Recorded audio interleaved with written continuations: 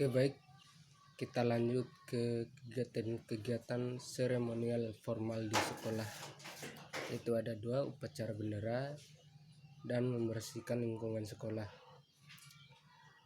Kemudian praktik-praktik pembiasaan dan kebiasaan di sekolah yaitu kaligrafi, yang kedua yasinan bersama, ketiga zikir bersama, dan yang keempat ceramah agama. Selanjutnya kegiatan-kegiatan rutin berupa kokurikuler dan ekstrakurikuler, yaitu ada marawis, belajar kelompok, lomba azan, lomba ngaji, lomba bacaan, sholat, dan lain-lain. Sedangkan yang termasuk kegiatan ekstrakurikuler di sini itu ada pramuka, tari tradisional, ada PMR, itu palang merah remaja, dan masih banyak lain-lain.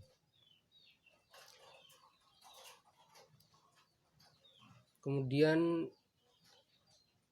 selanjutnya ada telaah kurikulum strategi pembelajaran atau sistem evaluasi dan pemanfaatan, yang dimana yang pertama ada tahap observasi. Tahap observasi adalah kegiatan yang dilakukan untuk mengenal situasi dan kondisi sekolah pada umumnya, MTS Adzanuddin Kelaki pada khususnya, serta untuk mendapatkan informasi sekaligus mengadakan proses terhadap lingkungan sekolah tempat pengenalan tersebut, yaitu bertujuan observasi ini bertujuan untuk mendapatkan data awal yang diperlukan oleh mahasiswa calon guru berhubungan dengan masalah pendidikan sebagai bekal untuk memasuki dunia kependidikan, yang dimana meliputi situasi dan kondisi sekolah, situasi dan pengelolaan kelas, pelaksanaan tugas guru dan guru pamong, kesiswaan, organisasi sekolah, kurikulum sekolah, dan banyak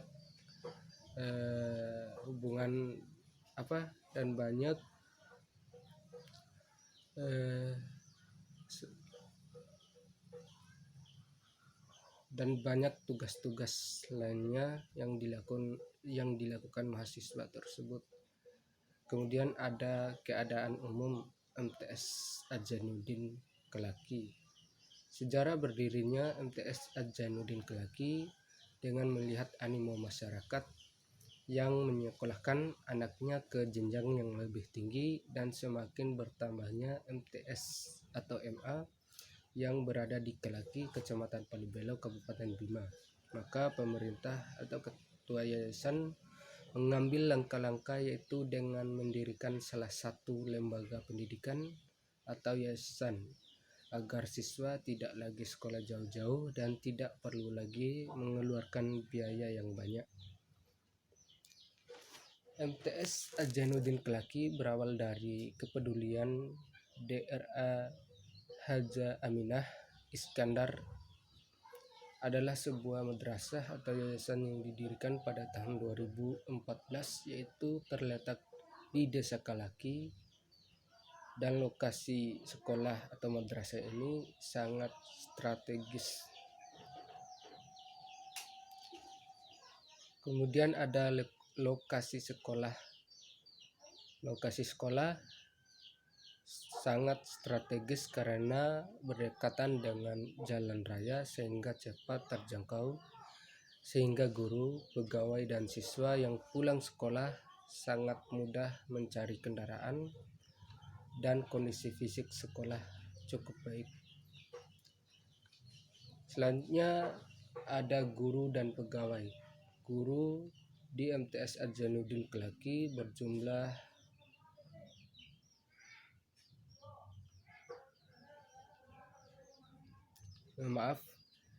selanjutnya ada tugas guru. Guru bertanggung jawab kepada kepala sekolah dan mempunyai tugas melaksanakan kegiatan proses belajar mengajar secara efektif dan efisien sesuai dengan jadwal yang ada. Selain sebagai tenaga edukatif, guru mempunyai tugas administratif dan tugas non-teaching, yaitu meliputi tugas administratif yaitu membuat perangkat program pengajaran. Yang kedua, membuat satuan pembelajaran. Ketiga, membuat rencana pembelajaran. Keempat, membuat program tahunan. Yang kelima, membuat program semester. Keenam, membuat silabus dan sistem penilaian. Dan yang ketujuh, mengisi daftar nilai peserta didik. Kemudian tugas non-teaching, yaitu tugas wali kelas, tugas guru piket, tugas perpustakaan, dan tugas laboratorium. Selanjutnya ada kurikulum sekolah.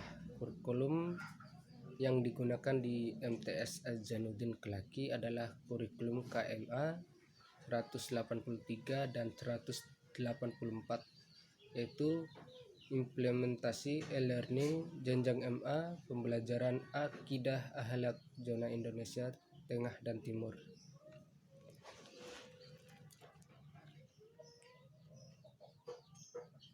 Kemudian ada administrasi kesiswaan. Adapun yang menyangkut kesiswaan secara optimal di bawah tanggung jawab kepala sekolah dan koordinasi wakil kepala sekolah, urusan kesiswaan dan secara teknis berada pada ketatausahaan sekolah yang meliputi penerimaan mahasiswa baru, pencatatan siswa yang hadir maupun tidak atau absen, pengawasan siswa yang pindah sekolah. Bagi siswa yang pindah maupun yang masuk, biasanya harus memenuhi persyaratan yang diajukan oleh sekolah yang meliputi mencari informasi sekaligus meminta lowongan pada sekolah yang menjadi tujuan, membawa surat pindah, membawa pas foto 3x4 sebanyak 3 lembar, membawa buku atau rapot, harus dengan persetujuan. Bagi yang pindah atau keluar sekolah diharuskan untuk menyelesaikan administrasi yang belum selesai.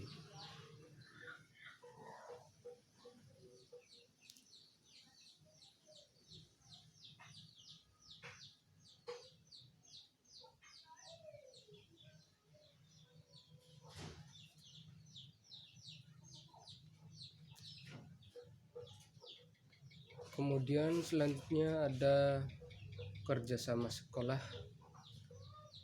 Kerjasama sekolah ini yaitu meliputi guru dengan orang tua, peserta didik yang dilakukan melalui komite sekolah. Adapun 4 peran orang tua dalam mengembangkan sekolah, yaitu mitra sekolah dalam pembinaan pendidikan atau yayasan, mitra dalam pembimbingan kegiatan peserta didik, mitra dialog dalam peningkatan kualitas pendidikan, dan sumber belajar.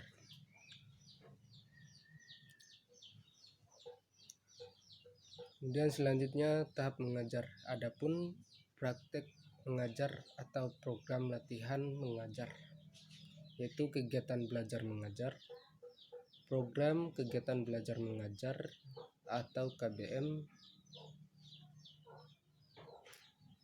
yang sebelumnya dilaksanakan pembagian kelas binaan yang dilakukan oleh guru pamong kepada mahasiswa.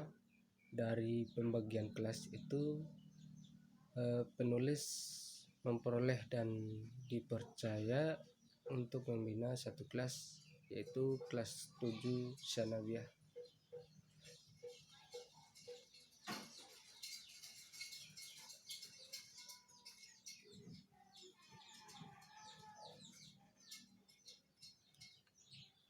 Sedangkan rangkaian kegiatan yang mahasiswa lakukan di dalam ruangan yaitu mengadakan absensi sebelum pelajaran dimulai, memberikan motivasi, mengajar dan menyampaikan materi, mengadakan evaluasi terhadap proses belajar mengajar dan menutup pelajaran.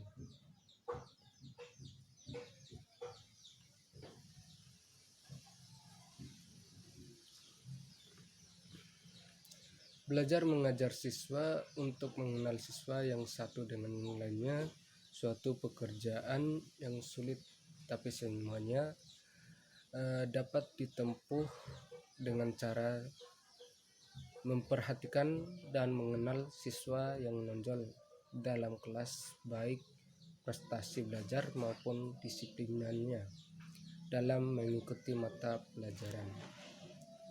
Kemudian mengadakan wawancara atau menanyakan kembali materi yang telah diberikan, memberikan tugas rumah dan lain-lain.